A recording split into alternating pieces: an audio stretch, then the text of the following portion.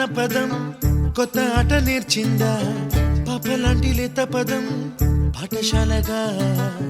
కూనలమ్మ జానపదం పల్లె దాటి వచ్చిందా చవళిల జానతనం పాట చూపగా కుంచెలో దాగే చిత్రాలు ఎదురొచ్చేలా అంతటా